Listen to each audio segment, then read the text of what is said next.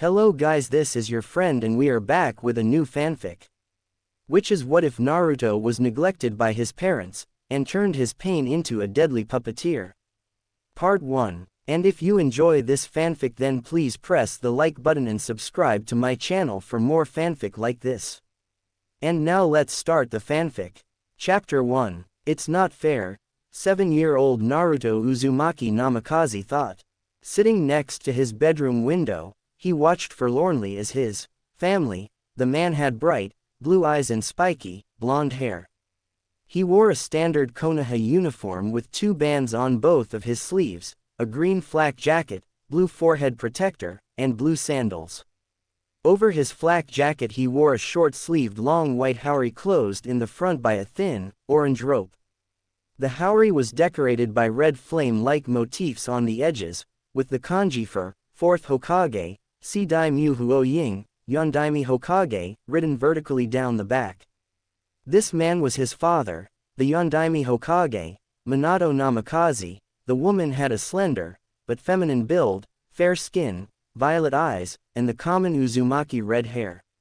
It reached her waist with shoulder-length strands that framed both sides of her face and a black clip that parts her hair to the left. She wore a high-collared, sleeveless blouse under a long, loose-fitting light green dress with a wristband on her left wrist and standard shinobi sandals.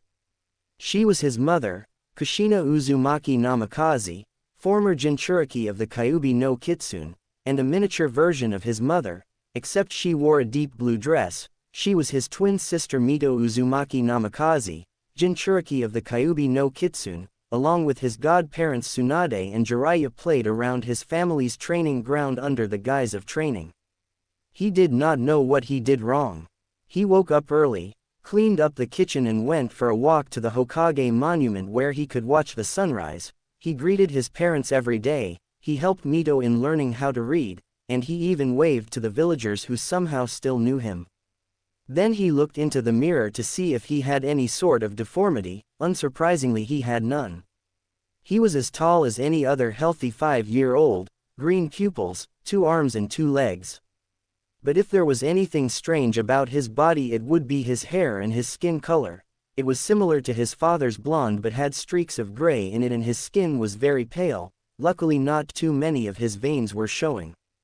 One afternoon in the village's park, he asked a dark purple-haired, lavender-eyed 5-year-old girl if he was ugly. She fainted.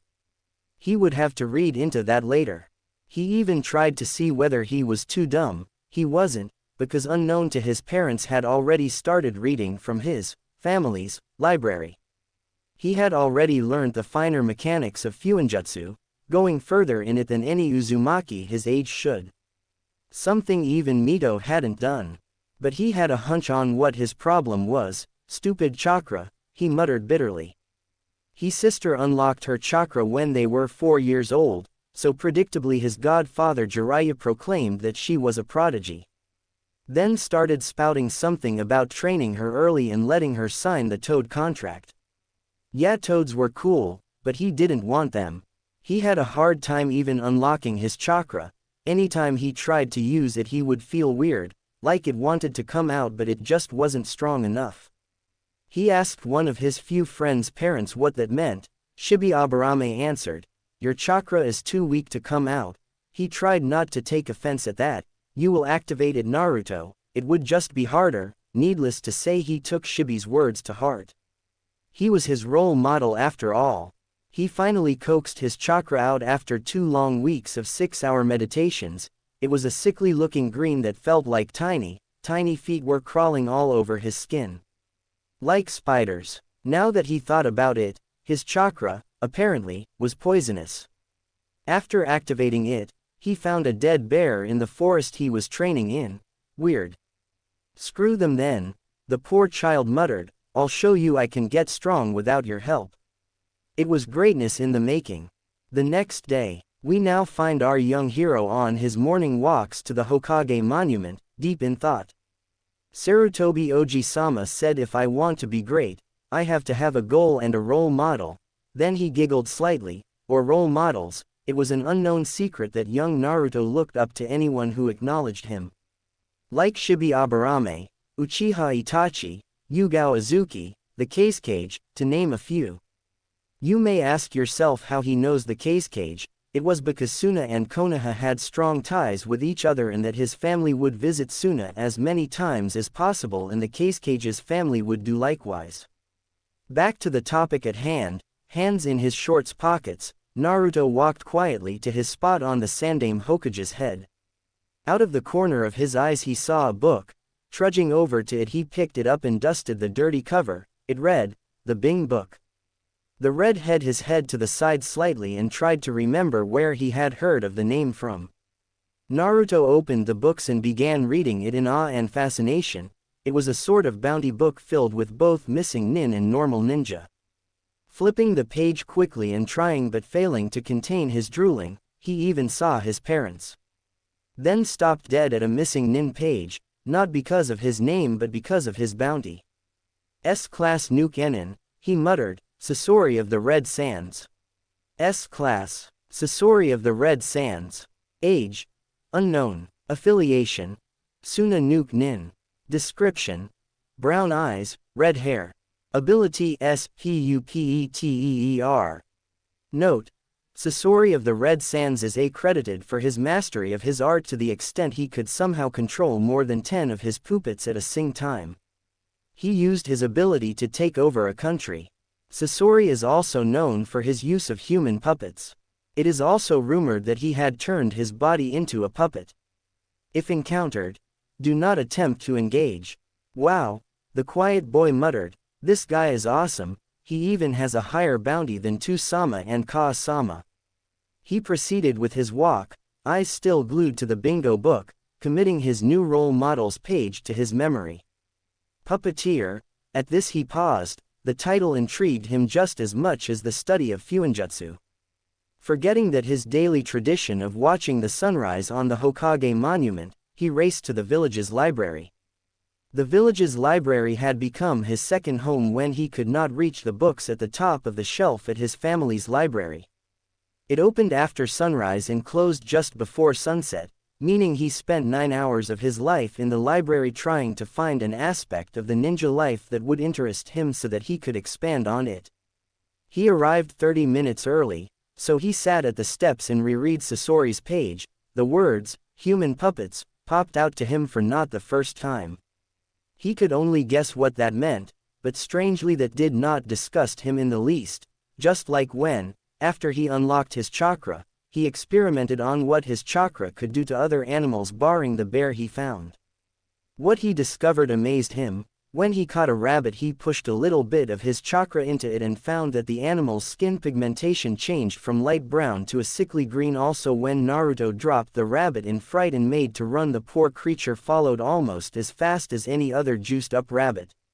Further intrigued, he pumped as much chakra as he could spare into the rabbit and the animal started to deteriorate and die. He also tested this on insects and found that particularly arachnids were drawn to it. At the time he was 5 years old, so he summed it up to him having abnormal chakra. Yeah, go figure. The pale boy's thoughts were cut off by the sound of jingling bells. Good morning Naruto-kun, Sami Yamanaka greeted as he unlocked the library's door. He was a 68-year-old war veteran from the Second Shinobi War. He retired from active duty as a Junin to tend to the library, which at the time was seriously lacking. You're here earlier than usual.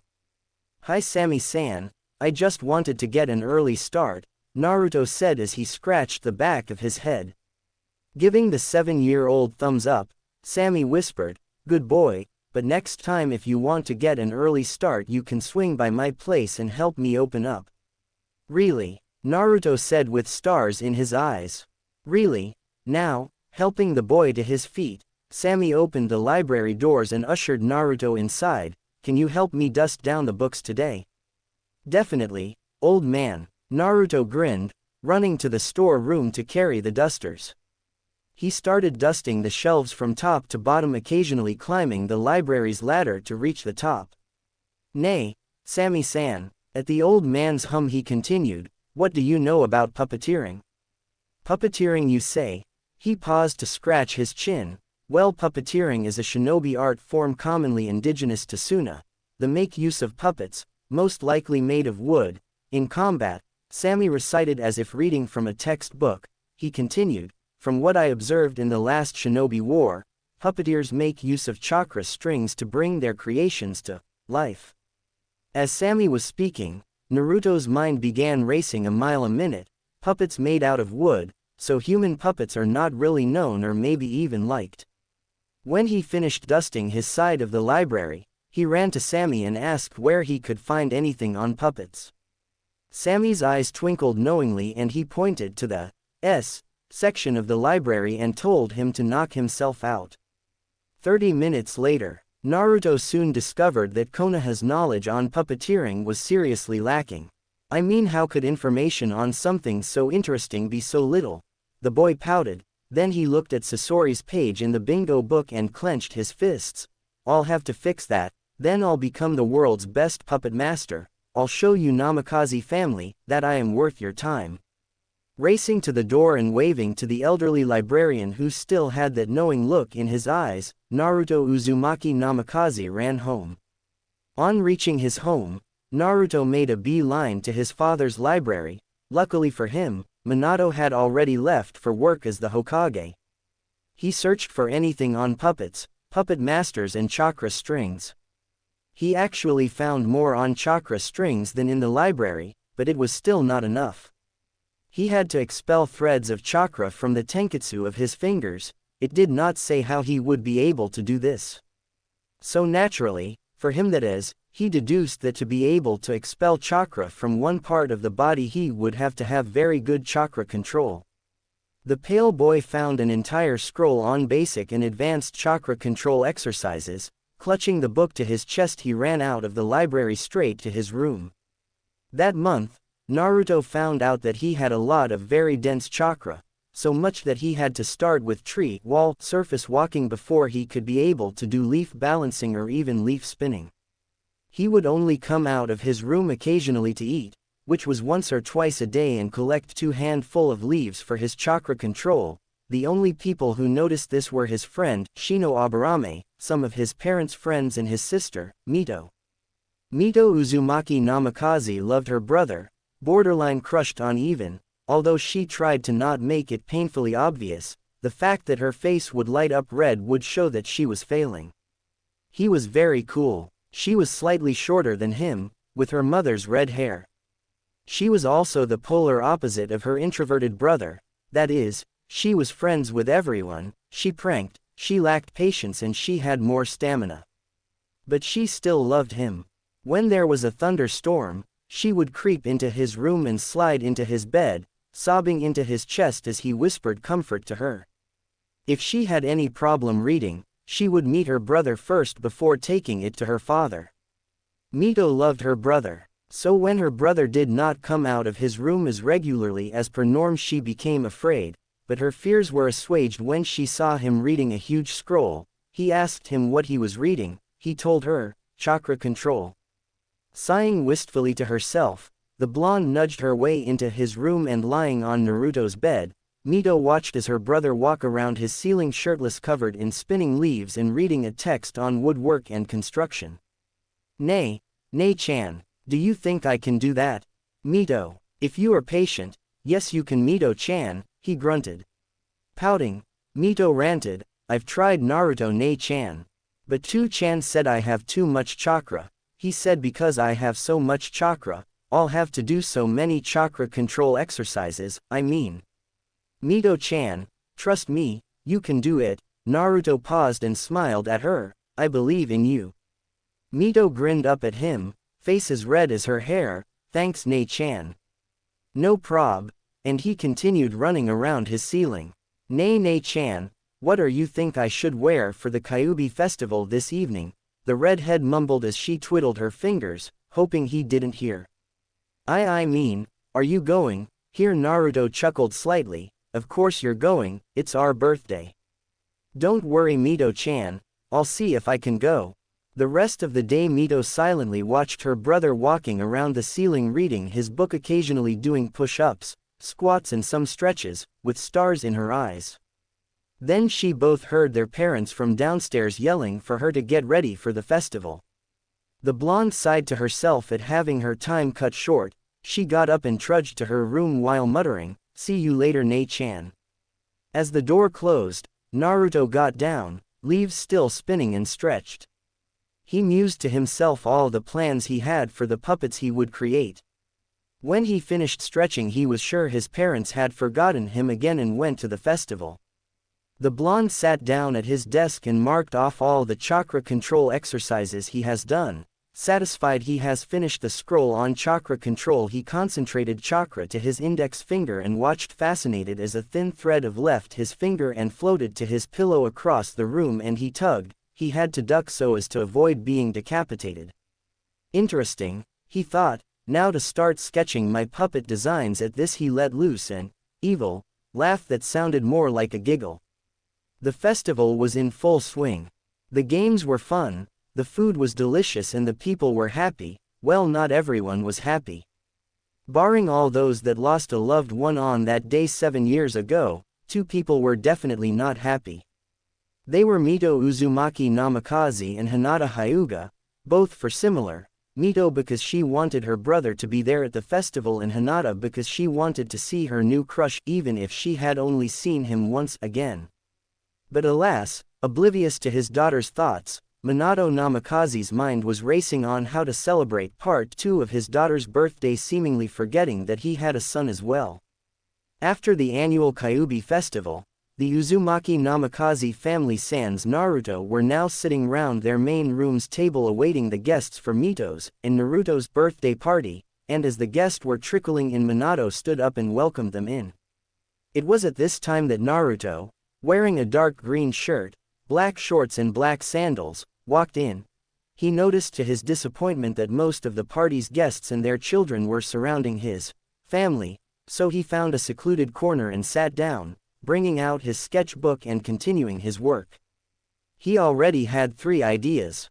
"Yo Naruto," a voice, Mito, yelled, "Come over here, let's blow out our cake." Both of their parents looked at themselves and cursed. They had totally forgotten to get Naruto presents. Then, as if sharing a collective thought, promised to make it up to him, that is if he could ever forgive them of what they were about to do.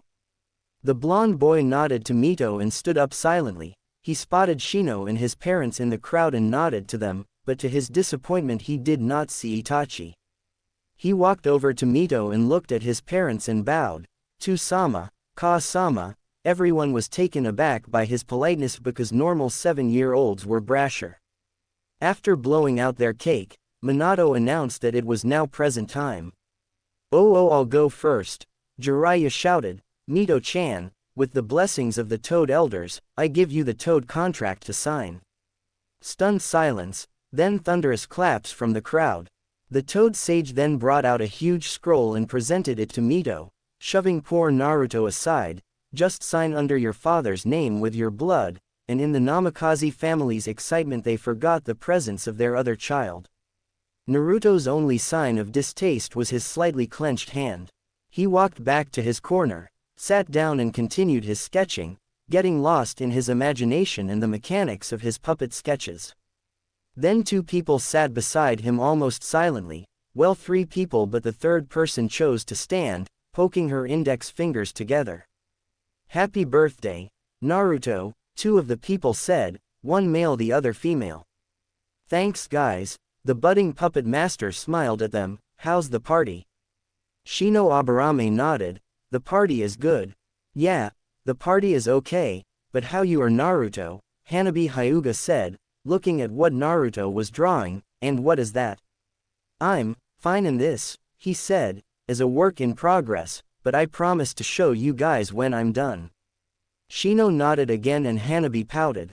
"Fine," she grinned and nudged her foot at the third girl, still standing and fidgeting. "Come on Hinata, say hi." Here the poor girl's blush deepened and she waved at Naruto, who looked up at her and tried to remember where he had seen her from. Hello Naruto S-san, my name is Hinata Hyuga," she stammered. "Nice to meet you," he smiled slightly. "Have I seen you before?" "Of course you have Naruto, she was the girl that passed out after you asked her if you were ugly." Hanabi laughed. "Which you aren't, mind I remind you." She just said she wanted to meet you. Well met Hinata-san, Naruto said as he shook her sweaty hand. Do you guys need anything to drink? Nah, I'm good, Hanabi said as she patted her belly. What of you, Shino? I am also good. He then looked at Hinata, who shook her head. My 2-san aid, I should give you this. He brought out a new set of 10 kunai and shuriken. Naruto took the gifts and smiled at Shino, nodding his thanks. Oh yeah, my 2-san also sent us to give you this. Hanabi brought out a wrapped box. Naruto took the box and unwrapped it. He gasped quietly when he saw what the Hyuga clan had bought for him. It was 2 pairs of black hand gloves, 2 pairs of black sunglasses and 3 black half masks, masks that cover the lower half of the face, which is nose and mouth. He smiled at the present, wondering how the man read his mind. Thanks guys. He then pulled both children into a hug. You too, Hinata, said girl, blushed even deeper, if that's even possible, and nodded her head. Excuse me everybody, I have an announcement to make.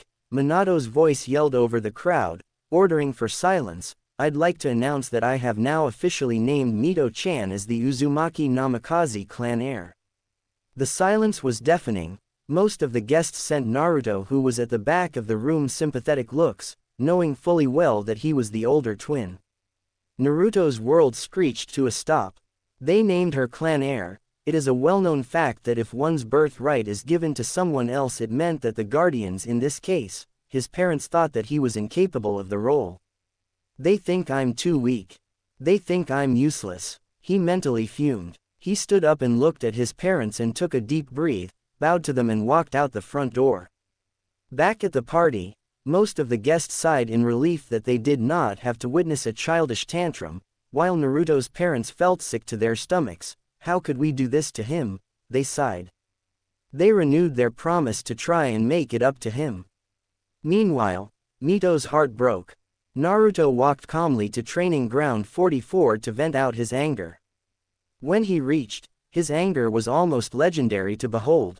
He manifested chakra strings from most of his tenketsu, whether it was his hands, back, legs, neck, anywhere the strings could come out without it tearing his clothes to shreds, and he decimated any tree and animal that got in his way. He let loose a yell and tore into a bear, mutilating the poor thing, disregarding the animal's roars of mercy. It was midnight when he finally cooled down and could make even the slightest bit of coherent thought. Suspiciously not even the slightest bit tired, he sat down and, for the first time in 4 years when his parents first forgot his birthday, cried. He cried until his voice was hoarse and scratchy. Another hour later, Pale Boy stopped crying and looked up at the moon. Clenching his fist, he produced a thin string of chakra from his index finger. It glowed an eerie green and snaked around the trunk of a tree, where he pumped more chakra into it and watched as the tree deteriorated slowly until it was on the verge of falling. With a flick of his wrist, the tree fell forward and crashed in the now freshly made clearing. I'll show them, he thought darkly, I'll show them I'm not useless. And with that last thought, he took off his shirt and produced chakra strings from all his available tenketsu, same as before, but now includes his back, chest and sides, and began chipping away at the fallen tree, constructing his first puppet. If one were to watch him cut into the tree, one would say he looked eerily like a spider wrapping its prey with its web. A few feet away, Shibi Aburame watched his unofficial student as carved into the tree trunk and nodded approvingly, already knowing what he was doing, before he left in a shunshin. Good luck, Naruto. Naruto walked calmly to Training Ground 44 to vent out his anger. When he reached, his anger was almost legendary to behold. He manifested chakra strings from most of his tenketsu, whether it was his hands, back, legs, neck, anywhere the strings could come out without it tearing his clothes to shreds, and he decimated any tree and animal that got in his way. He let loose a yell and tore into a bear, mutilating the poor thing, disregarding the animal's roars of mercy. It was midnight when he finally cooled down and could make even the slightest bit of coherent thought. Suspiciously not even the slightest bit tired, he sat down and, for the first time in 4 years when his parents first forgot his birthday, cried. He cried until his voice was hoarse and scratchy. Another hour later Pale Boy stopped crying and looked up at the moon. Clenching his fist he produced a thin string of chakra from his index finger. It glowed an eerie green and snaked around the trunk of a tree where he pumped more chakra into it and watched as the tree deteriorated slowly until it was on the verge of falling. With a flick of his wrist the tree fell forward and crashed in the now freshly made clearing. I'll show them, he thought darkly, I'll show them I'm not useless. And with that last thought, he took off his shirt and produced chakra strings from all his available tenketsu, same as before, but now includes his back, chest and sides, and began chipping away at the fallen tree, constructing his first puppet. If one were to watch him cut into the tree one would say he looked eerily like a spider wrapping its prey with its web. A few feet away, Shibi Aburame watched his unofficial student as carved into the tree trunk and nodded approvingly, already knowing what he was doing, before he left in a shunshin. Good luck, Naruto. Now, the next day, the residents of Konohagakure no Sato were in for a surprise when, at midday, the Hokage's son walked down his usual path towards his home with wooden parts of a something levitating above his head with faint green strings connected to them. This notwithstanding the fact that ninja in general could walk on walls, water and even breathe fire, it was the fact that it was an 8-year-old child that looked as if he had just fought off a tiger in a blizzard carried these things above his head. But even still, when they finally adjusted to the sight, most of the villagers sent him smiles and waves which he only responded to with stoic nods. But despite his stoic exterior, Naruto Uzumaki Namikaze's mind was a whirlwind of ideas, traps and even the occasional plot. The jaw should be able to unhinge and fire poison senbon. These poison senbon should be categorized inside Kumo paralytic, fatal and uncomfortable. The joints can be easily constructed in Higarashi-san's weapons store. Yes, I know exactly what to do. On reaching home, he briefly pondered whether he should follow the front door or his bedroom window. He chose the latter while briefly noting that when he became a ninja he would buy a more spacious house or apartment. Since it was a well-known fact that the Hokage and his wife, who was the princess of the now semi-extinct Uzushio no Sato, were seal masters far even surpassing Jiraiya of the Sannin, so it came as no surprise when he found it impossible to walk up the house to his room, so the boy did the next best thing. He spared 2 strings and used it to open his room's window. He then very delicately, despite it being made out of sturdy wood, placed his puppet parts in his room. Then the blonde boy used the strings as a sort of limb to hoist himself up to his room. This all happened in the span of 3 minutes. So my guess was correct. I can use my chakra string as prehensile limbs, Naruto mused, as he passed through his window. His legs were immediately latched onto by a red-faced and red-eyed Mito. Sighing to himself, he patted her head and made to walk into his bathroom when he still could not walk, unsurprising since Mito was still latched on his legs. Oh Ni-san, I'm sorry. Why, you can have the title I if you want, just please I'm sorry. She blubbered, her words slightly slurring, most likely from lack of sleep. Naruto had no idea what to do. He never really studied on how to stop a girl from crying. He patted her head awkwardly and told her, Mito, I'm not angry at you. Then his face softened, please stop crying. Then, as if a switch had been pulled, she indeed stopped crying, but this time she climbed onto his back. A few minutes of rigid standing and her breathing evened out. He pondered using his strings to place her on his bed to sleep, but discarded it, not wanting to risk poisoning his own sister. After placing the red-faced girl in bed and giving her head another awkward pat, he proceeded into his bathroom and showered. He had a long day ahead of him.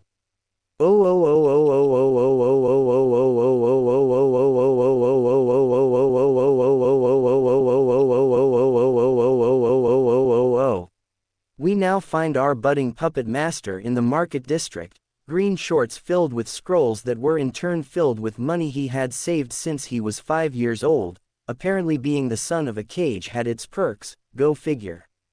In his hands he held a list of all his requirements he would need for his puppets. He walked into Higarashi's ninja weapon store, where the bell overhead chimed. Welcome to Higarashi's ninja weapon store, Namikaze-sama. how may I be of assistance? Shirapuu Higarashi, a burly, black-haired, black-eyed man of 50 years old bellowed from behind his store's counter. No need for formalities, Higarashi-san, I'm just here to buy some things, Naruto said as he passed over his list to the muscular man. And how much is it to rent out your workshop and forge for an indefinite period of time? 5,000 ryo per week, the man hummed as his eyes scanned over the list. Pardon me for asking Naruto-kun, but are you preparing for a war? In a sense, yes I am, the pale boy smirked. When the man paled he waved his hand dismissively. It's not important, just do you have all on that list? Yes, I do have everything. At this Naruto sighed in relief. When do you want me to deliver them to your house? Actually, I plan on using them in your workshop if you don't mind, so you can just carry them over there. Luckily for me, most of them are already there, that is the weapons, and the clothes are up here. I'll carry them down when you're ready to use it. When do you want to pay for all this? I mean if you pay me for these things and you also pay me for renting out my workshop and forge I can actually retire 20 years earlier. Which I wouldn't mind you. He then wrote down the sum of Naruto's purchase, but was surprised to see that he only nodded. Not even responding, Naruto brought out a scroll and unrolled it over his counter. The man watched him open-mouthed as Naruto unsealed so much money it actually made the counter creak under its weight. They heard an almost inaudible thump behind the shelf where a few zanbetus were hung. They could only assume that the burly man's daughter had seen the money and passed out. Will this sum be sufficient? Higarashi gave a dumb nod, trying to process how that much money could be on a child's body. Is your workshop ready now? Another nod. Then, I would like to make use of it now please. Don't mind if I ask, but how long would you be there? The man said, trying to get his mouth to work correctly. A long time, Higarashi-san, the boy chuckled. Down payment for the next year is in there, you can count it at your leisure. Maybe in the future when I'm older we can enter into another agreement that would be beneficial to both of us. Well then, follow me, the blacksmith stammered, going to the door and closing his shop for the day, before he turned around and staggered into a corridor still not believing how rich he was now that led to two separate places, upstairs and downstairs. They went downstairs and Naruto found himself in a humble workshop forge. All the necessaries were there. If you don't mind me asking, Higarashi stammered, do you even know how to use a forge? Don't worry about me, Higarashi-san, I'll be fine, the boy said as he rubbed his hands together. Please bring in the clothes, I'll be here for a while.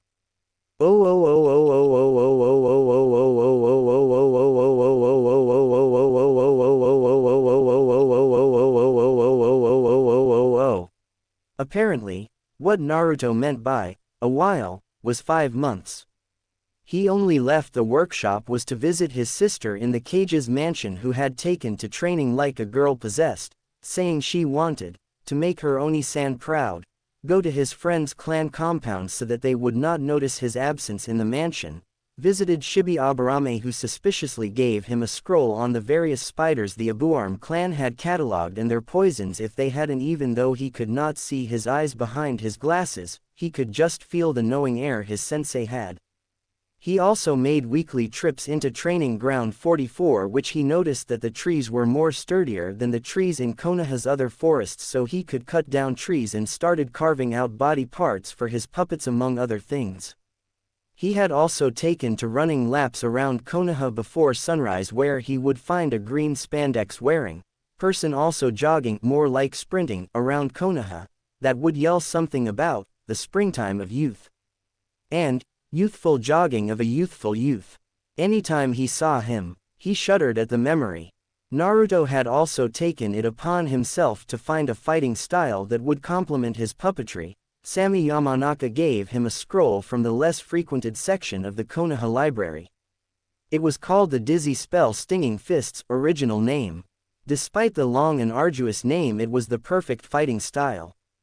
It focused on movements that were unpredictable, fast and disorientating but not too strong strikes, where a user should be able to move his arms and feet so fast it would be a blur, which in turn would slightly hypnotize the victim and give him time to strike him in any of his pressure points, stick a paralysis Senbon he was sure to place on his person or jump back so he could use a puppet.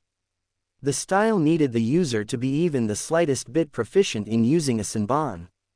The dizzy spell Stinging Fists was eerily similar to using a genjutsu, but it was not. Still, the only way to neutralize the fighting style for a novice user was if the person was to have a dojutsu like the Sharingan or the Byakugan. He'd have to plan on what to do if that were ever the case. He has been training in the style for the past 3 months for 5 hours a day in his favorite training ground, so he could say he was proficient in it, but it would take a few more years before he would become a master in the style. Naruto was now the proud owner of 3 puppets. The first was a puppet named Kumo. It was modeled, unsurprisingly, after a spider with a man's upper body. The puppet's spider half was painted black with the occasional brown and dark green streaks. The human half was Caucasian with green eyes. He wore a sleeveless black shirt with a dark green flak jacket over it. The puppet's abdomen was filled with ninja wire and shuriken, both laced with paralytic and poisons respectively. The puppet's arms were riddled with seals that stored poison Senbon, shuriken, kunai, explosive tags, flash bangs and smoke bombs. The mouth was segmented and fanged slightly. He could retract the fangs and make it as long as a regular kunai poison, of course, with an anticoagulant-like poison that would prevent the wound from closing.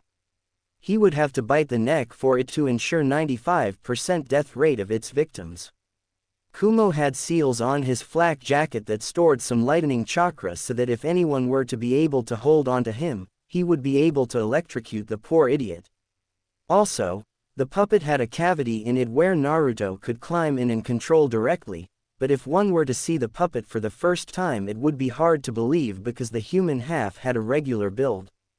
The puppet's whole body was also riddled with durability seals so it could even fight underwater. He hadn't tested it yet.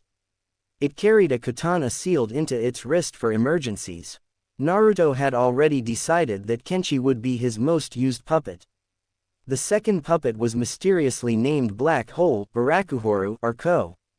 Naruto made the puppet look like a 5-year-old child so that its opponents would underestimate it.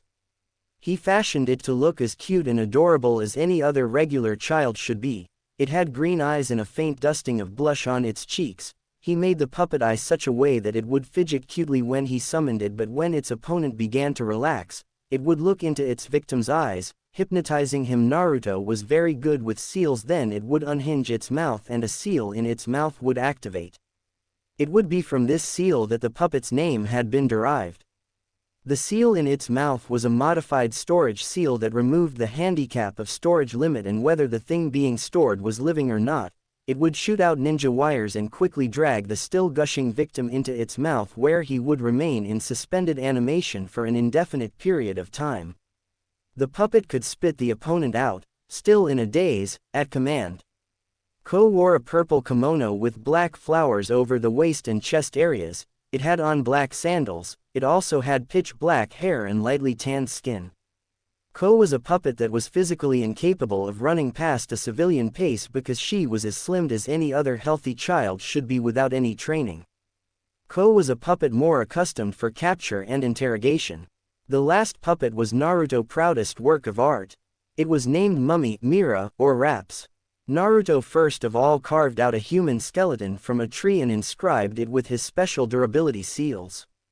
He then painted it so it could easily pass off as a human skeleton and then began wrapping it in bandages from top to bottom so heavily that if one were to see it, he would think that there was skin underneath it.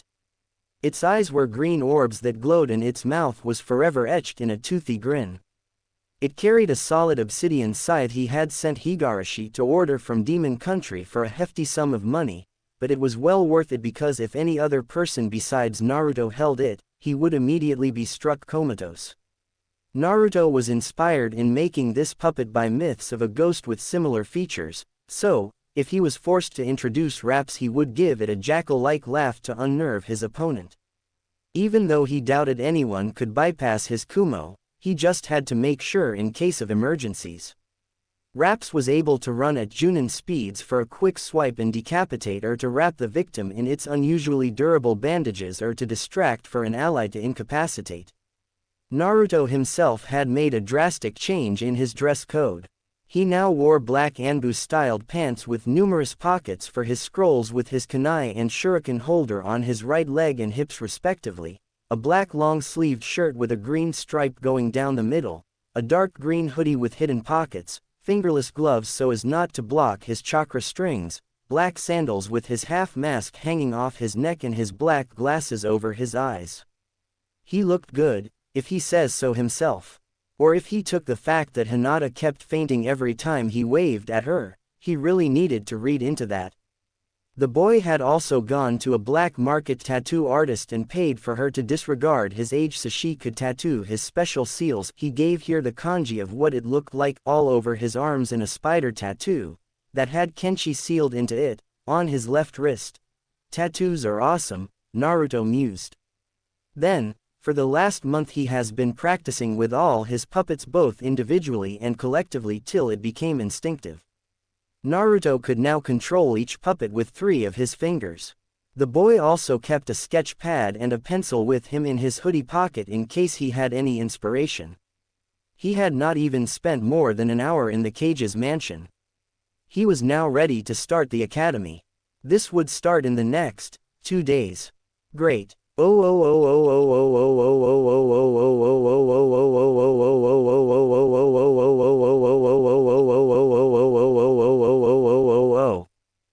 felt horrible. She felt like her heart had just shriveled up and died. She hadn't seen him in the last 5 months.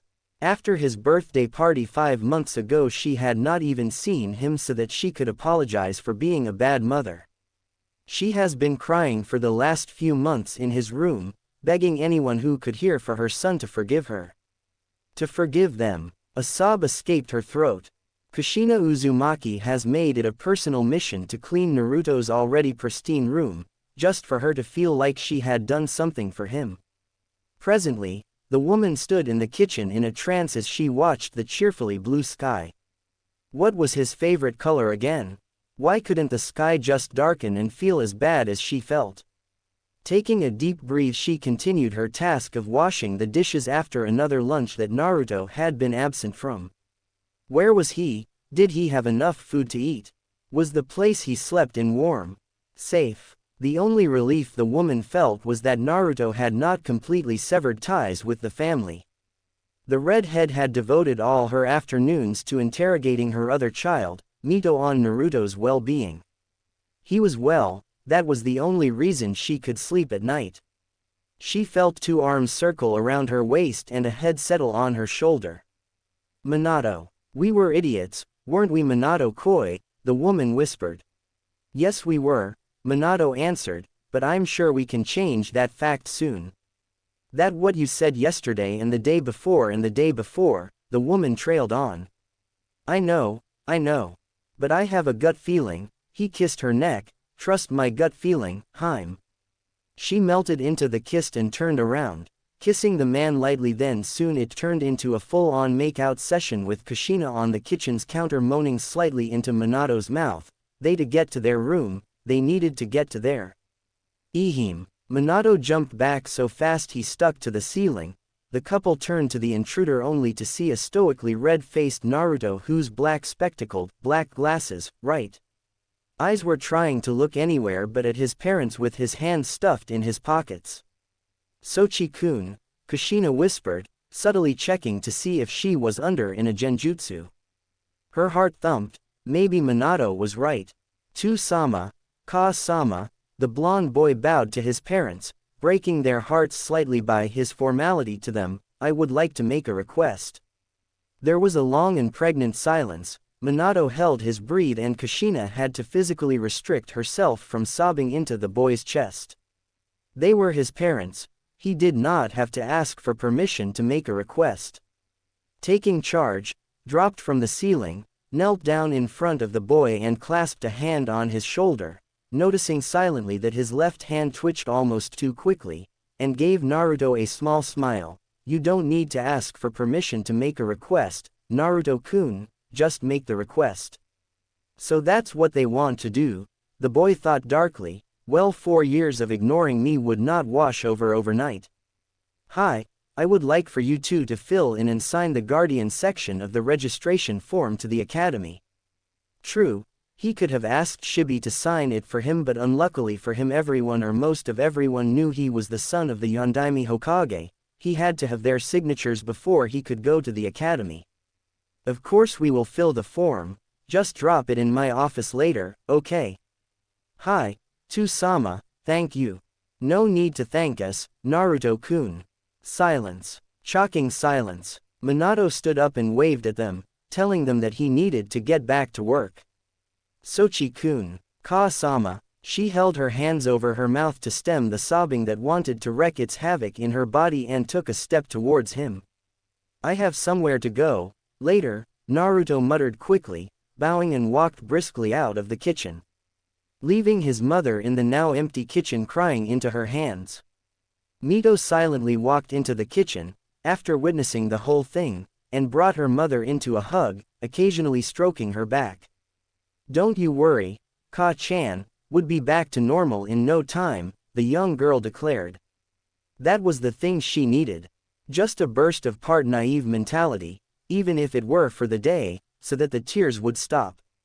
Sochi-kun. Kushina felt horrible. You don't need to ask for permission to make a request, Naruto-kun, just make the request. So that's what they want to do, the boy thought darkly. Well, 4 years of ignoring me would not wash over overnight. Hi, I would like for you two to fill in and sign the guardian section of the registration form to the academy.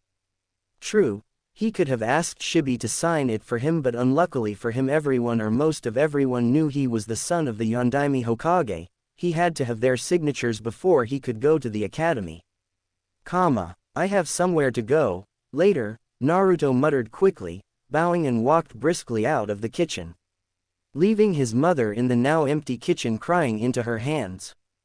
Mito silently walked into the kitchen, after witnessing the whole thing, and brought her mother into a hug, occasionally stroking her back. Don't you worry, Ka-chan, would be back to normal in no time, the young girl declared. That was the thing she needed. Just a burst of part naive mentality, even if it were for the day, so that the tears would stop.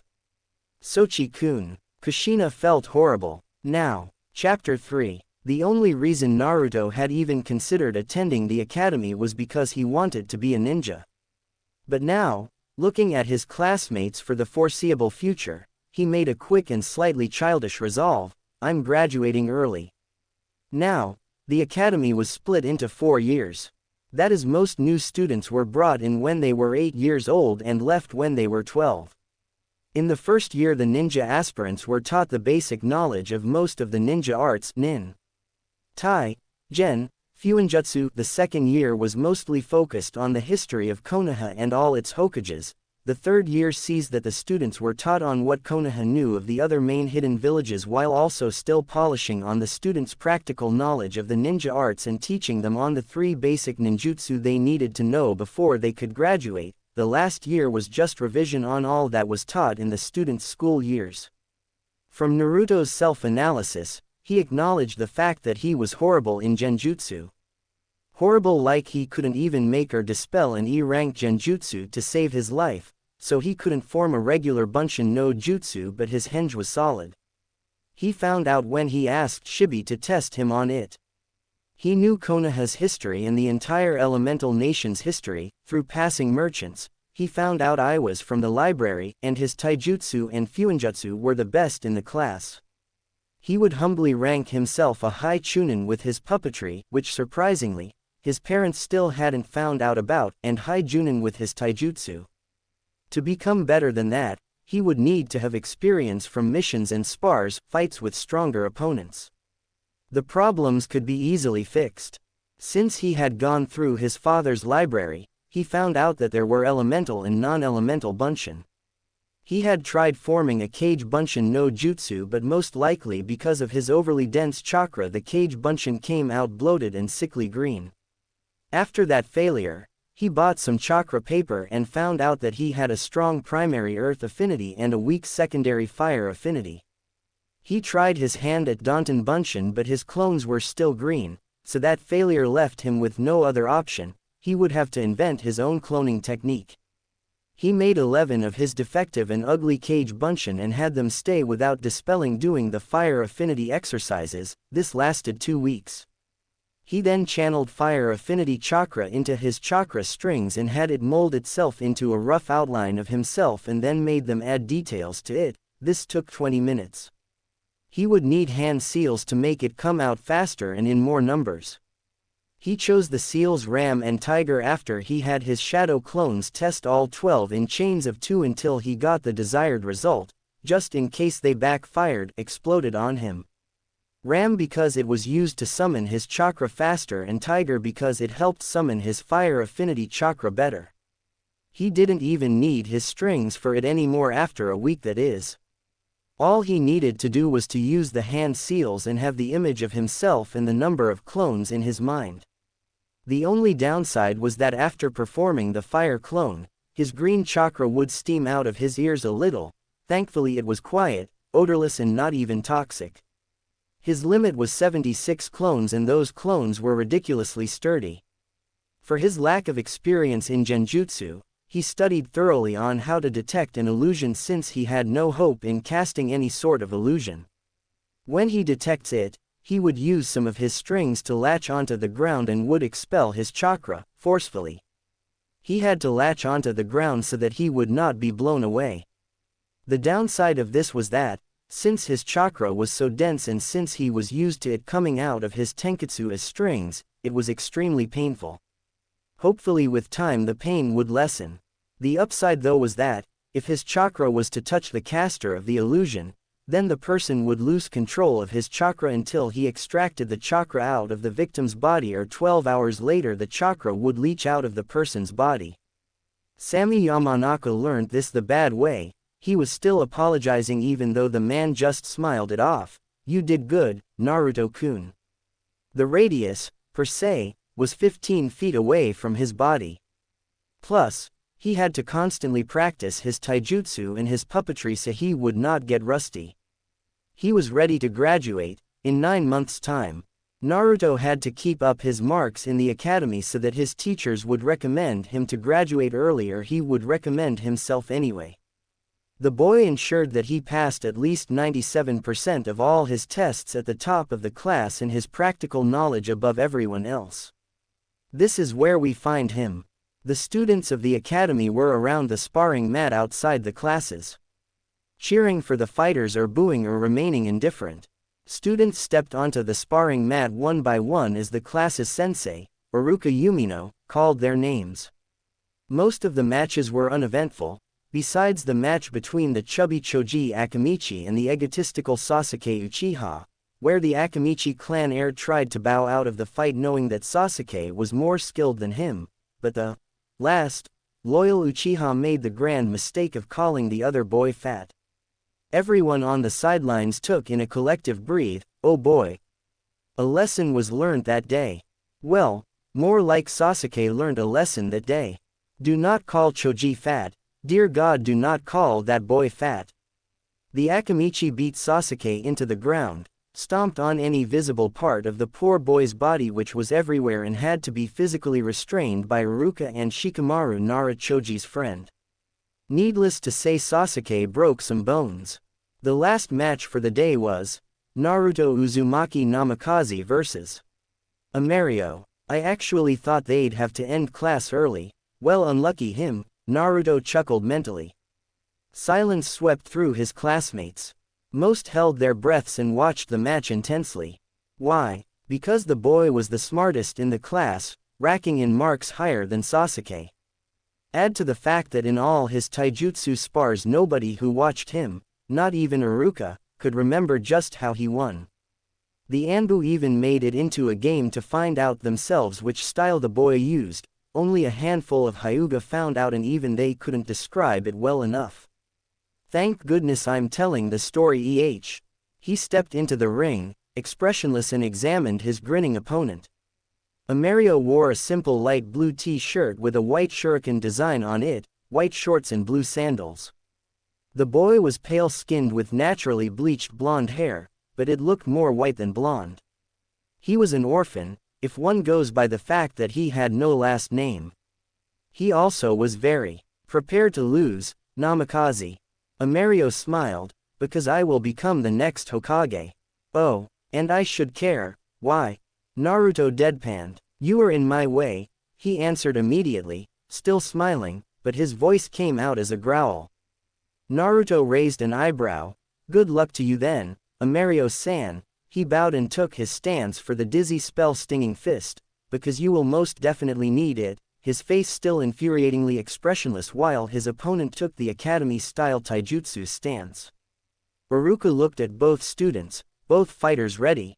They nodded. All right, Hajime. No one moved. Both students watched each other silently. Then in a snap, Amario rushed over at Naruto with his fist drawn back, vainly expecting an easy win. Most likely he was in La La Land in all of Naruto's spars. Naruto deftly swatted aside the thrown fist and palms struck weakly at his opponent's chest for space.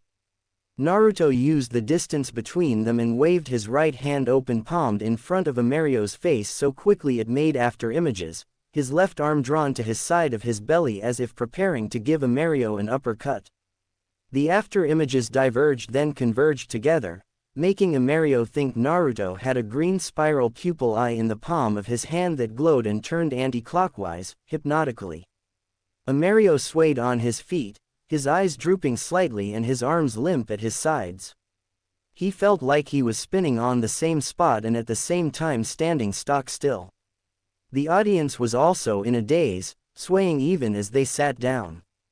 Naruto allowed himself a faint smirk when he saw that Amario was in the spell. Then he released the tension in his left arm, struck the boy on his side and kicked the boy's feet from under him, making him fall limply onto the mat.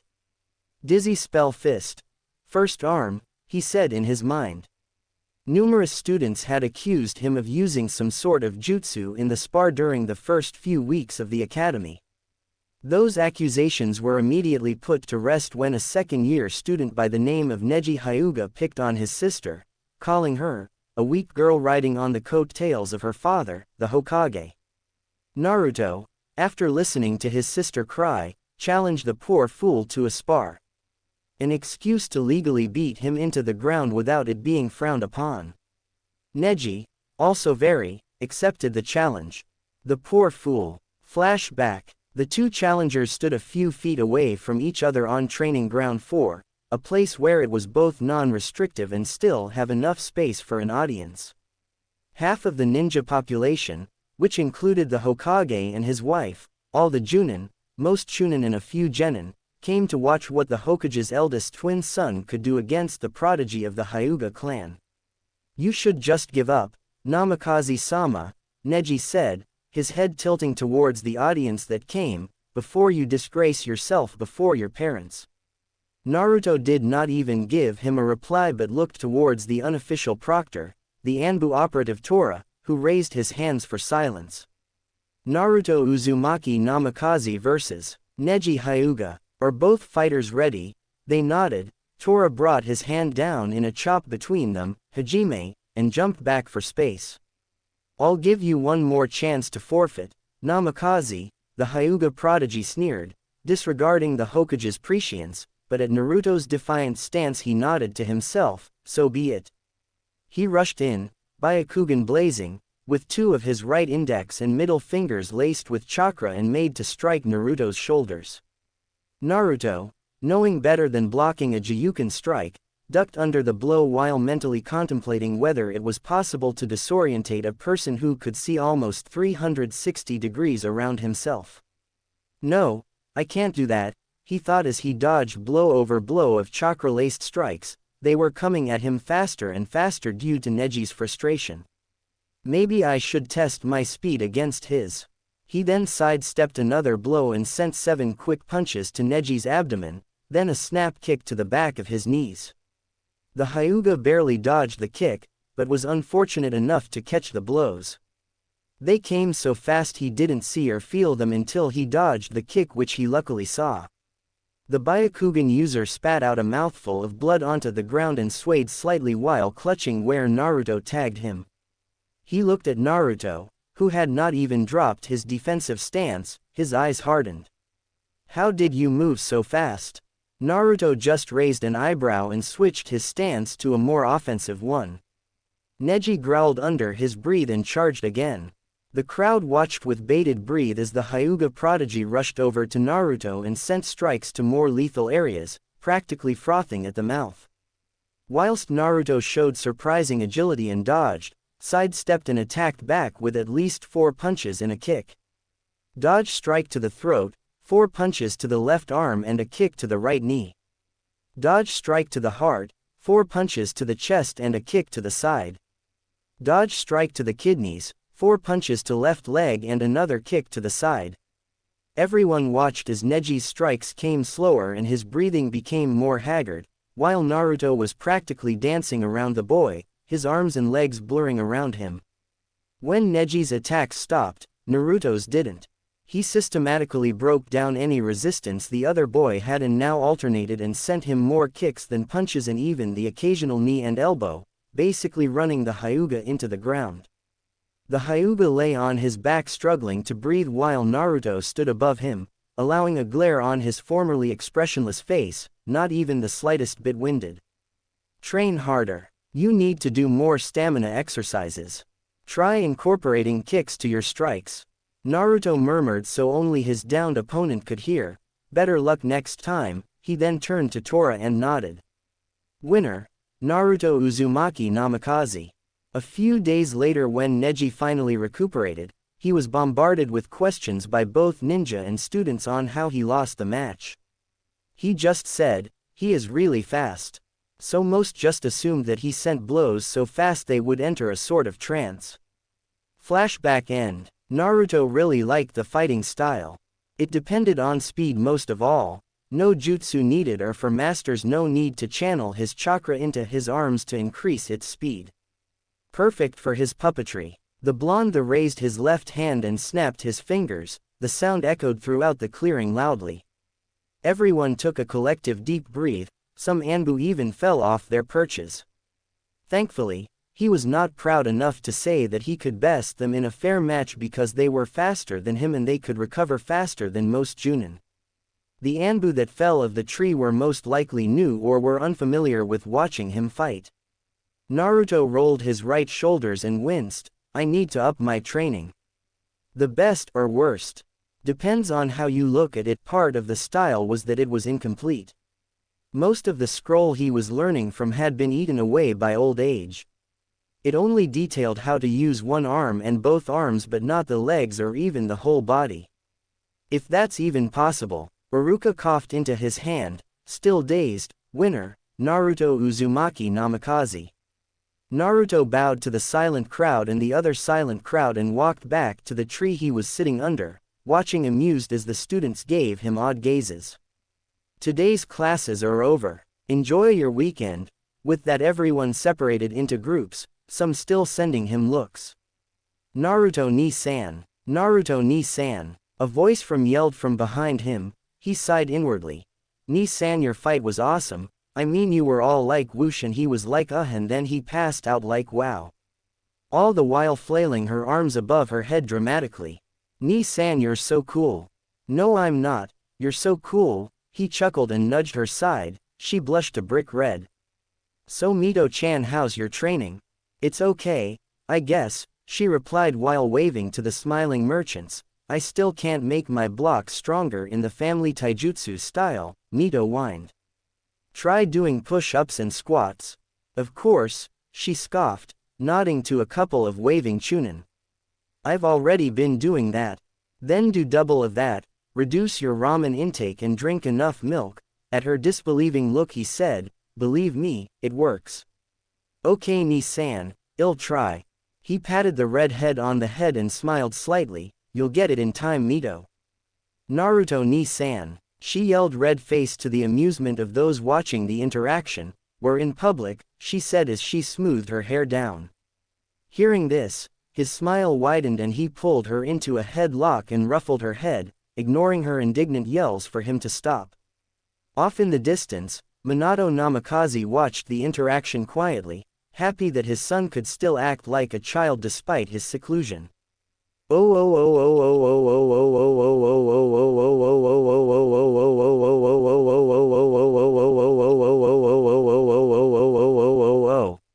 At night, a shadow sped over the rooftops of Konoha heading towards the north gate.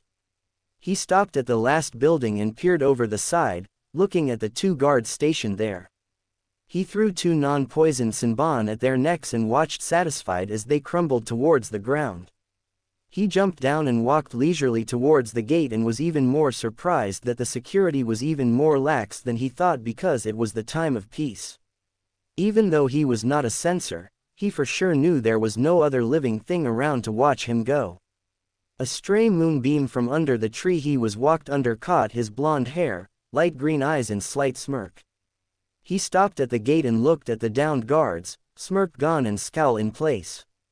Pathetic. Ram, Tiger, Kaden Bunshin no Jutsu, Naruto intoned quietly, and with a quick burst of fire a clone appeared. Naruto made sure to pump it with half of his chakra so that it would last for at least 6 months. You know what to do.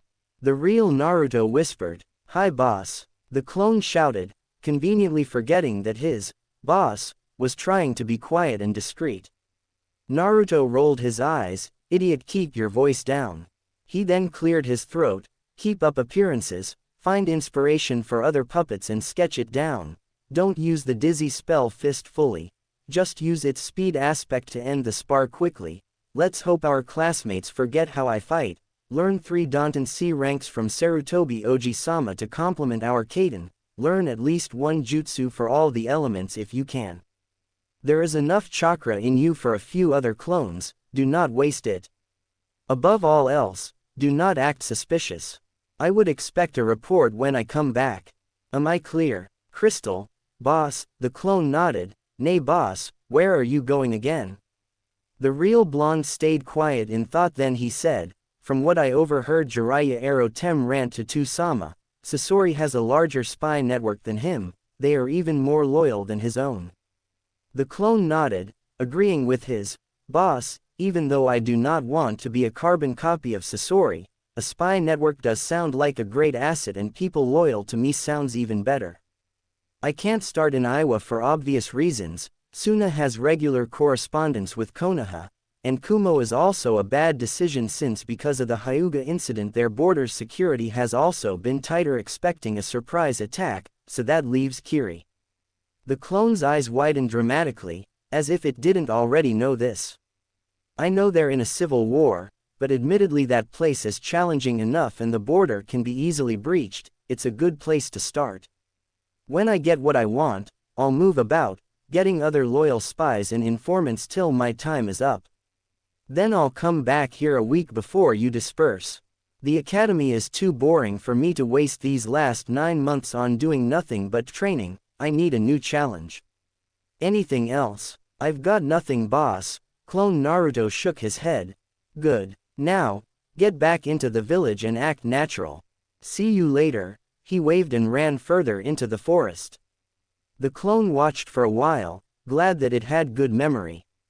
When his boss was out of sight, he nodded to himself and ran back to Higarashi's workshop, which was where he has been sleeping, so that he could get started on what he should be doing till the real Naruto came back. Even though it was strange that he was talking to himself, he needed a way to ensure that all he was doing was not a dream. That he was really going out into the wider world and making part of his dream come true.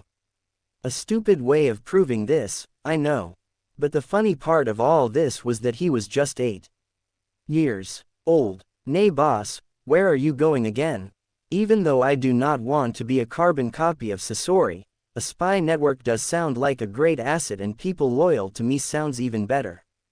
I can't start in Iowa for obvious reasons. Suna has regular correspondence with Konoha, and Kumo is also a bad decision since because of the Hyuga incident their border's security has also been tighter, expecting a surprise attack, so that leaves Kiri. Now, Chapter 4. An 8-legged thing skittered blazingly over and past the borders of Kirigakure no Sato under the trees. The surrounding environment was getting mistier by the meter.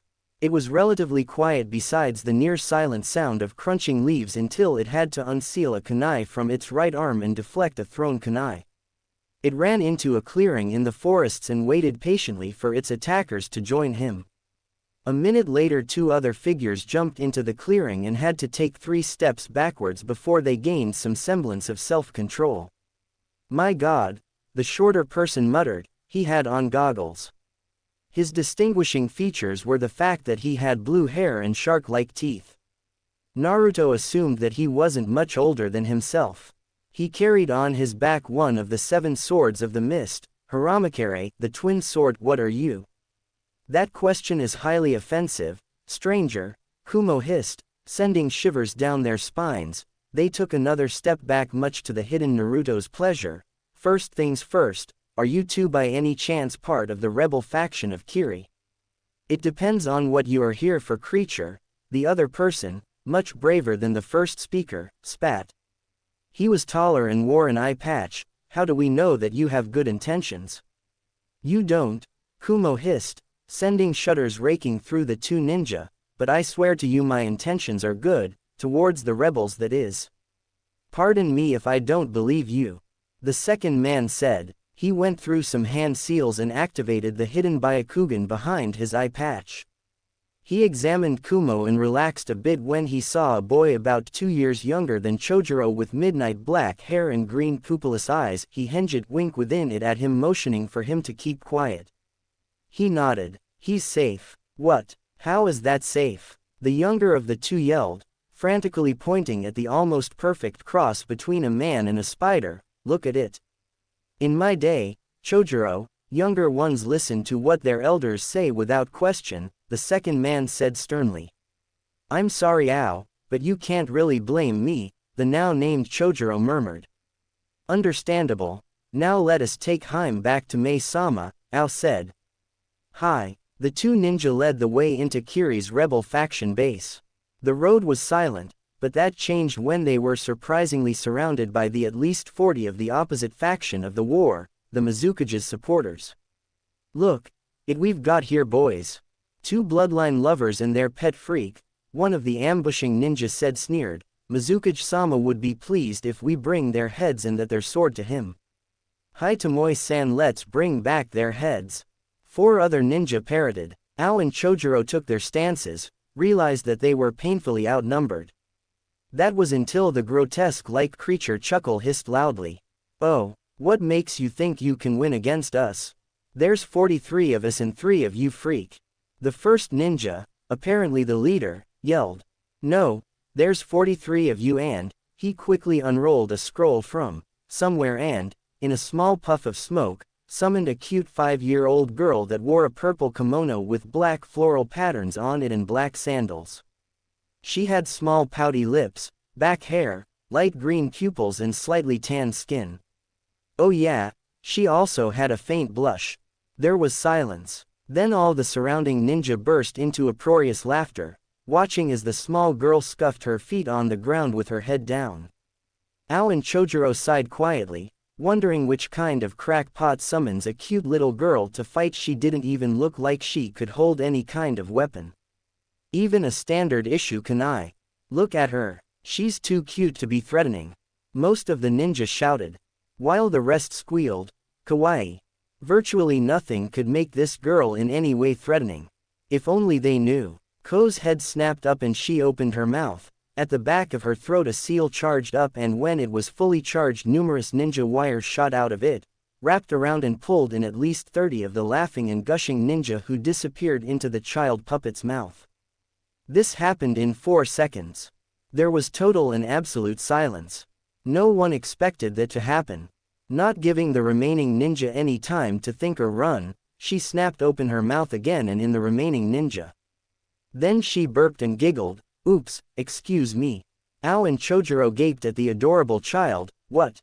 Kumo chuckle hissed quietly to himself and sealed back Ko in a small puff of smoke. "Let us continue our journey, please." Both ninja that witnessed the fantastical sight dumbly nodded and proceeded on their way to the rebels' hideout. Sir, are they?" Dead, the blue-haired boy murmured with a horrified look plastered on his face. No, they are not, the puppet hissed, not yet at least. They would remain in there until I release them, or they die in a month's time from lack of food and water and fade into oblivion. So, Ao also murmured, visibly humbled by the sight, still trying to wrap his mind around what he has just seen. Did you say you were going to aid us in the war? I wish to strike a deal with your leader before I can give you an answer. And with that the three continued down their path to the rebels' hideout, with the poor blue-haired Chojuro twitching any time he thought he saw the half-spider move his arms. This boy will be a very valuable ally to make in this war, the eye-patch-wearing war veteran said to himself. I hope Mei-sama sees this as well.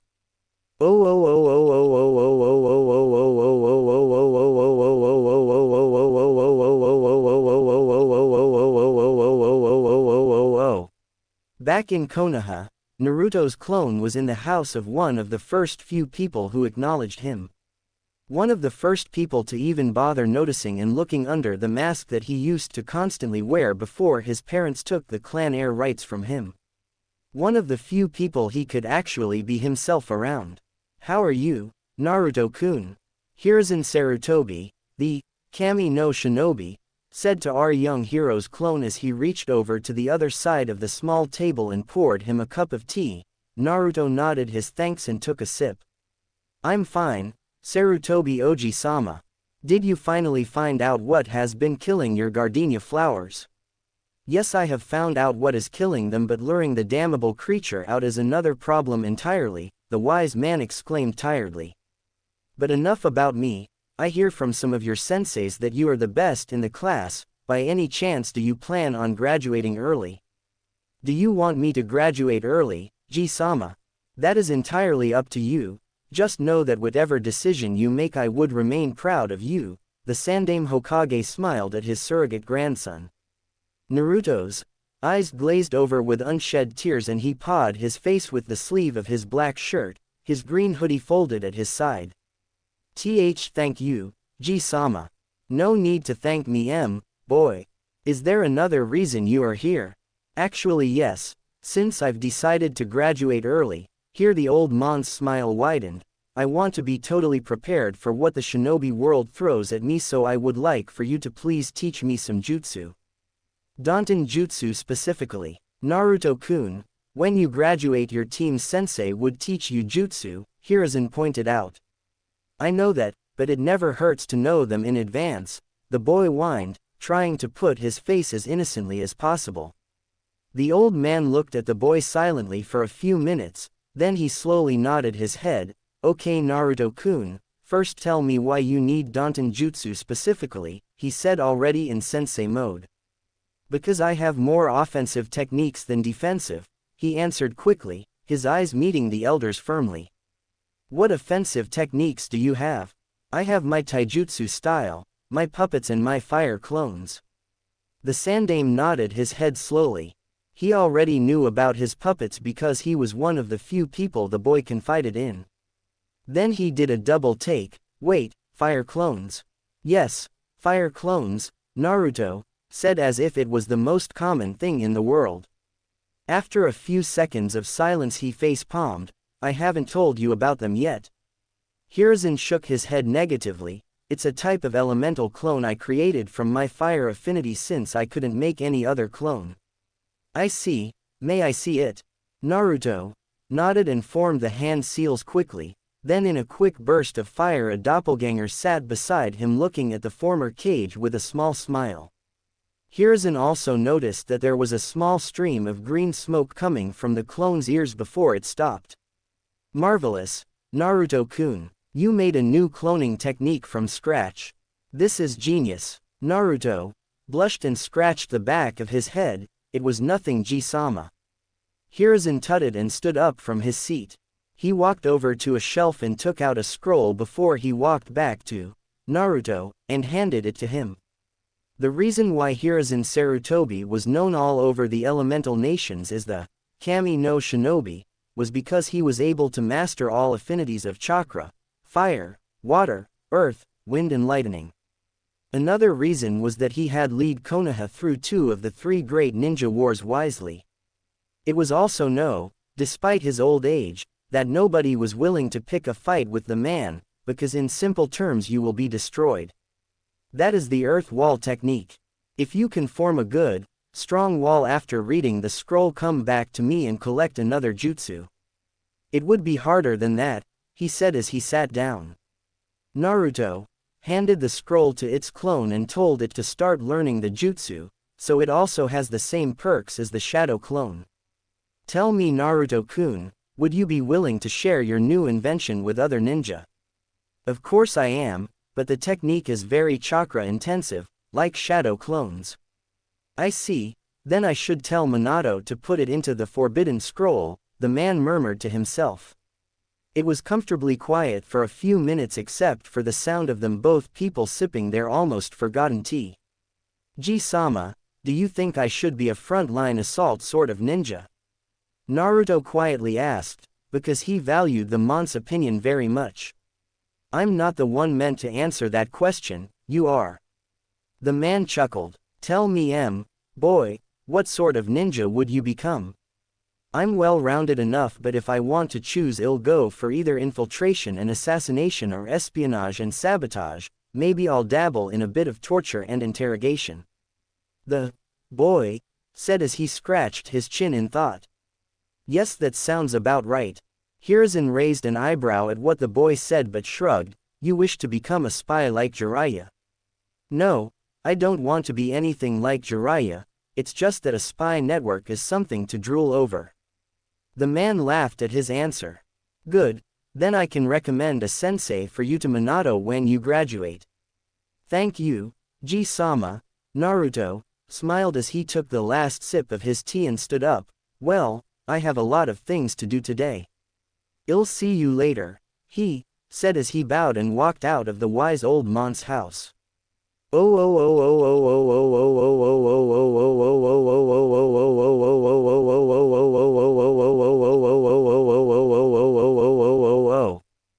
in Kiri, the 3 people had finally reached the hideout of the rebel faction.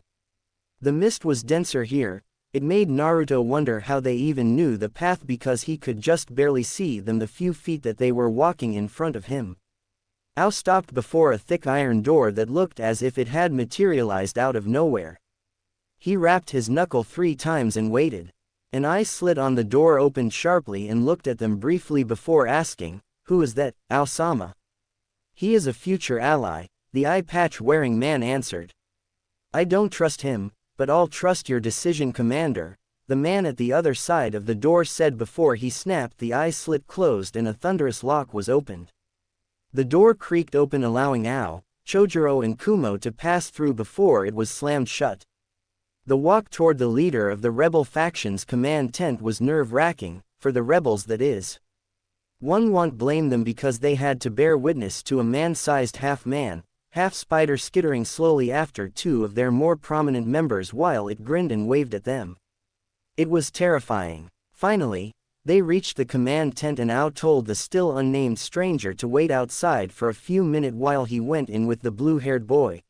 2 minutes later a scuffle within the tent could be heard, then it stopped abruptly. 5 minutes later a ruffled up and red-faced Chojuro told him to come inside. Even though Mei Terumi had been warned of the fact that the hopefully future ally was within a freakish half-spider, she couldn't help but flinch and her heart race when Kumo finally walked in. He bowed to her and she gulped and bowed back. Mei was very beautiful. She had brown ankle-length hair and she wore a deep purple cloth that revealed more than it hid. The dress had a slit at her right side that went up her waist and she wore black shorts under it. She had a wonderful body and flaunted it to the world proudly. Taking a deep breath, Mei stood straighter and said, "My name is Mei Terumi and I am the leader of the rebel forces of Kirigakure no Sato." "What is your name?" "Call me Kumo." "Mei-sama," he bowed again, "I am here to offer my services to your cause." "Why do you want to help Kiri? What do you hope to gain?" Kumo nodded towards the guards at the corners of the tent. She nodded. "Can you guys please step out for a minute? Thank you." She looked back at the grotesque creation when the last guard stepped out. To be totally honest, I'm making an investment in this hidden village. When he noticed that the woman sent him some killer intent, he held up his hands. I mean that in the least offensive way possible. I wish to aid in this war to start up my plans. Which plans, Kumo-san? Ao asked from the side. If you didn't already know, Ao, and you did not already tell Mei-sama, I am a puppet. Chojuro actually breathed a sigh of relief. Mei looked at the boy and smiled while saying, so the big strong Chojuro was afraid of a puppet. I was not afraid, Mei-sama, I can't sense chakra, he murmured dourly. The woman ruffled his hair and smiled. In time, Chojuro, in time. She then turned back to Kumo and said, if you are a puppet, where is the puppet master? The now known puppet hissed, but not from its mouth. The chest and stomach opened to reveal a cavity in which a boy with black hair, green pupilless eyes and pale skin climbed out easily. He looked roughly 8 years old and he wore a black half-face mask, with his equally black glasses in his hair. He had on dark green-colored Anbu pants, a black long-sleeved shirt and an equally dark green hoodie jacket. The boy sealed the huge puppet into a tattoo seal on his wrist and turned to look at them with a stoic expression on his face. So you are Kumo, Chojuro said, happy that the puppet was gone. Kumo is an alias. I will tell you my real name if you swear to secrecy until I am ready to reveal it. They nodded. My real name is Naruto Uzumaki Namikaze. I have never heard of a Namikaze with black hair. Ao said pointedly. I am in a henge. If it is a henge, I would be able to see through it. He said pointedly again. My henges are solid. The boy answered back sharply, folding his arms. The veteran scoffed. Impossible, there is no such thing as a solid henge. Naruto remained silent for a minute, then his body rippled and changed to an exact replica of the other boy, Chojuro. Ao looked at him through his Byakugan and paled. It really is solid. Naruto nodded and changed back to his former form. He looked at the gaping Terumi and said, do you people wish for my aid or not? Now we do, she exclaimed, but how is a solid henge going to help us end the war? I had no intention of using a henge to end the war. I plan on using my puppets. You mean the tiny puppet girl Ao was ranting about? She said, ignoring the monk's offended mutterings. Before I can say that, I need to know how to end the war. He replied slowly while he scratched his cheek. We need to cut the head off the snake, so we need to kill the Mizukage. Naruto nodded slowly. What can you tell me about him? Mei motioned for him to sit down at the command table across from her and laced her fingers under her chin. He was a good kage, one upon a time, but years ago he snapped and started commanding his soldiers to kill bloodline users, calling us filth. He is a Jinchuriki of the three-tailed turtle. She paused when she noticed that the formerly expressionless boy suddenly smiled slightly, but she continued.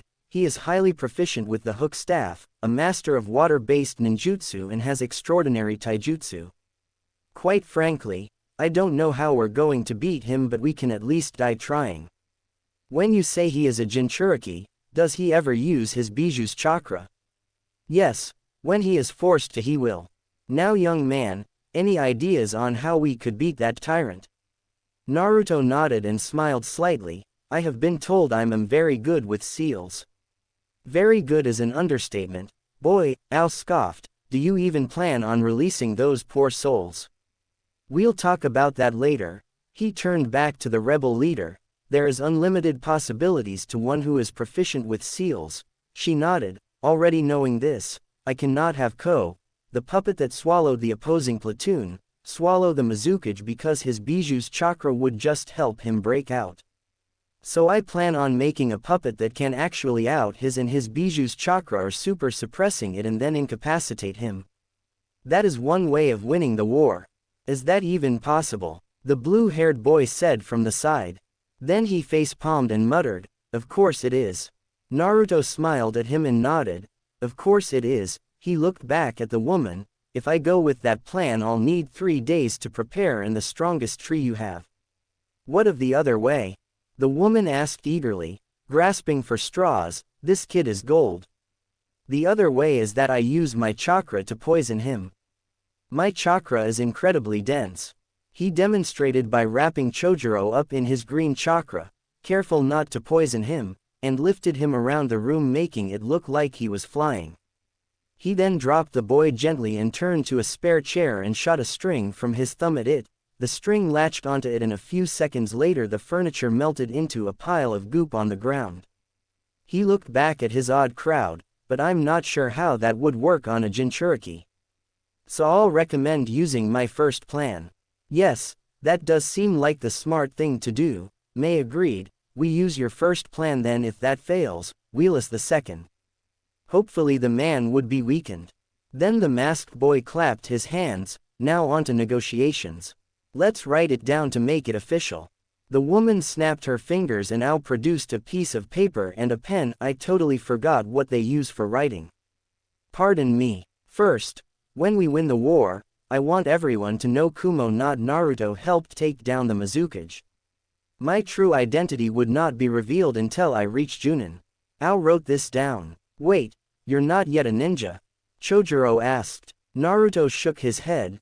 Not yet, I'll become a genin in 8 months' time. But, I've been told I'm already Junin material. And your father doesn't know about this? Mei asked. Naruto shook his head again. How come? I left a clone in my place until I come back, he won't notice my absence. Back on topic, my second demand is that I wish to make this place would be a contact point in case any spy of mine wouldn't be able to reach me in Konoha. You guys can always send me cryptic message, then I'll be on my way over. They nodded, agreeing, and Ao wrote it down.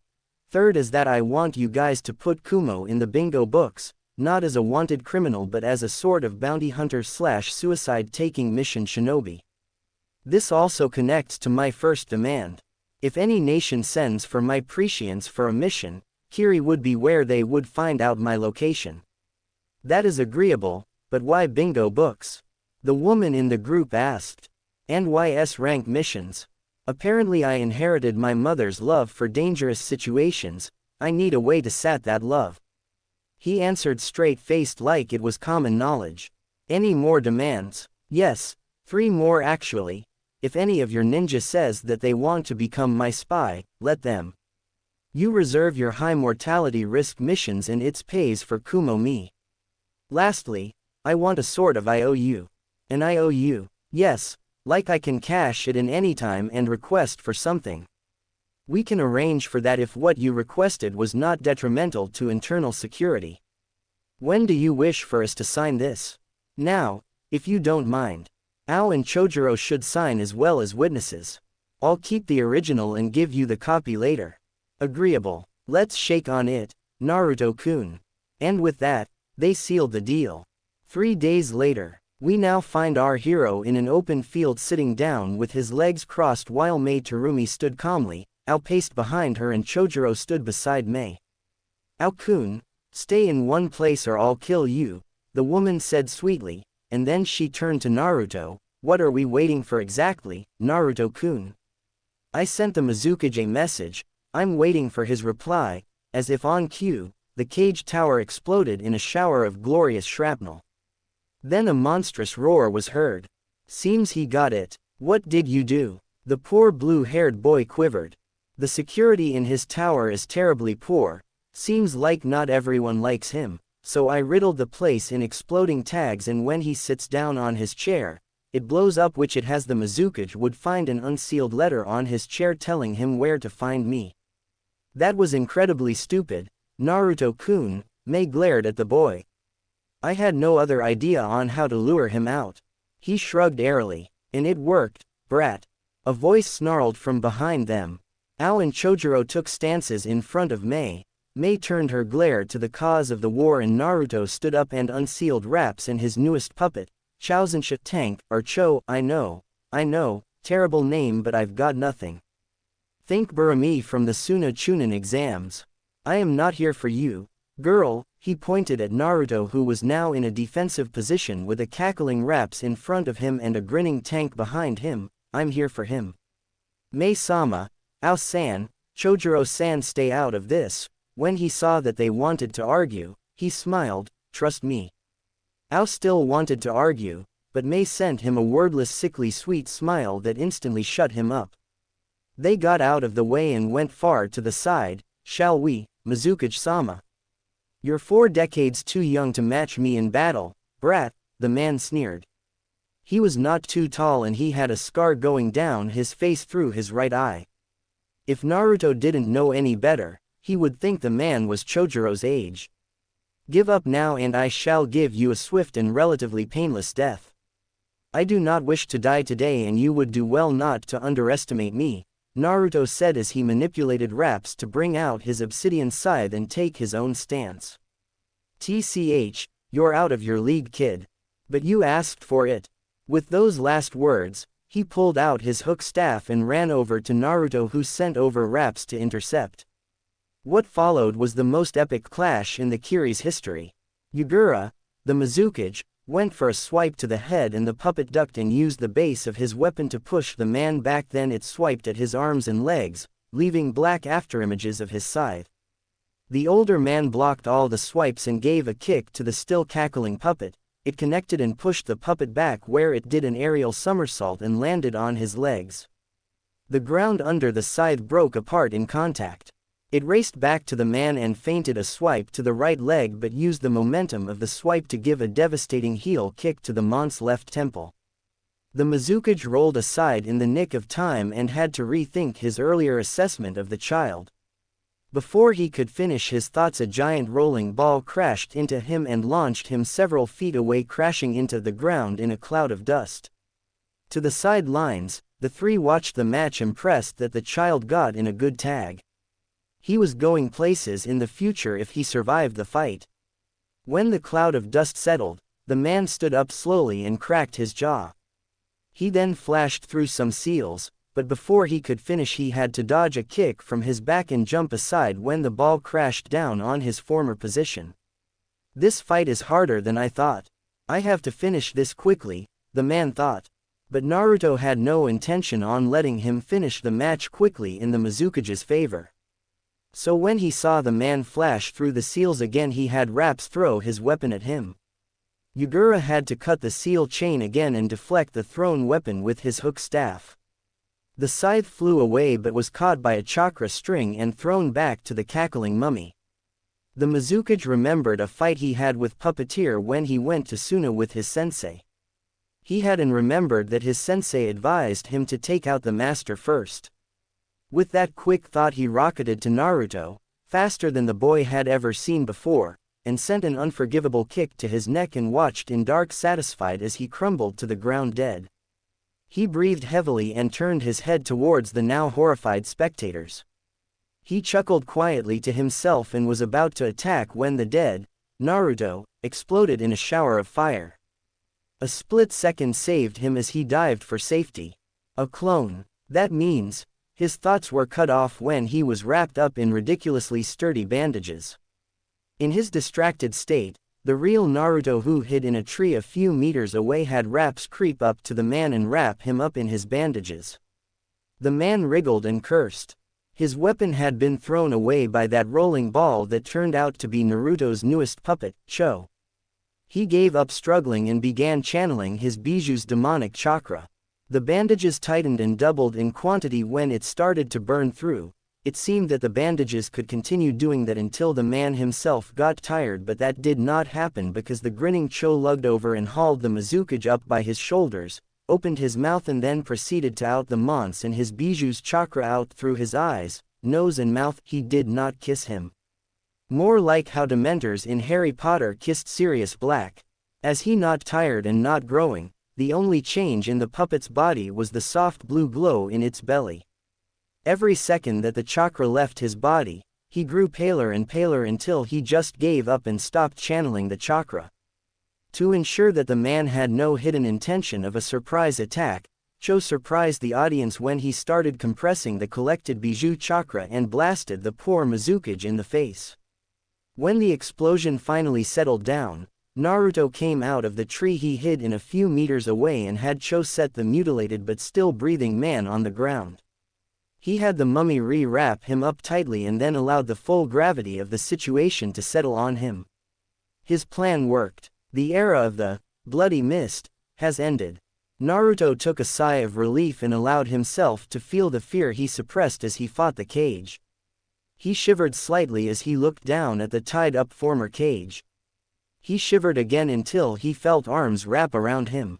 He looked up at the smiling face of the new Mizukage. The last time he allowed a person to hug him was when he was 4. He allowed himself to relax in her arms and watch amused as the normally shy Chojuro did a happy dance with Ao. It felt nice. The next day, it was announced nationwide that the war has ended and the Mizukage, who they found was under a Sharingan-induced genjutsu which has been executed, and his head situated in front of the currently in construction cage tower. Everyone knew of the hero that ended the war. He was known as Kumo. He was a black-haired, green pupilless-eyed youth that often wore his green hooded jacket and never took off his black half-face mask. It was his age everyone did not know about. The truth about the whereabout of the former Mizukage was that since Naruto had released him from the genjutsu, Naruto dispelled it with his potent chakra. It was still painful, and he had no will to live. He swore to follow the boy's every commands. Naruto took full advantage of having a cage-level shinobi as a subordinate had him stay in Kiri as its secret protector until he had any use for him. We find Naruto and his escorts at the place he was picked up from. "Thank you, Naruto-kun, for all you have done for Kiri," Mei said as she and the 3 others bowed. "We all owe you a great debt of gratitude." Yagura stepped forward and bowed. "I also owe you my life, Naruto-sama." Naruto smiled and scratched the back of his head with a faint blush on his cheeks. "It was nothing, just remember our agreement." "We will honor it," Ao said as he smiled. Then he froze. "Wait, what of those ninja you captured?" "They are still alive, Ao-san. They're just tied up in your former rebel base," Naruto answered as he unsealed Kumo and climbed in. Then Chojuro asked, "Where will you be going?" The puppet hummed in thought and hissed, "I still have about 5 months left, so I'm going to find the nearest town, city or village, and I'm going to start making my spy network." "Good luck to you then, Naruto-san," Ao bowed again. "And remember that you are always welcome in Kiri," Mei added, not fazed by the sight of the grotesque creation again. The puppet let out a small smile and waved before it disappeared into the trees on its way to the nearest village. Naruto checked the map and read out, Kaizen Village, OC.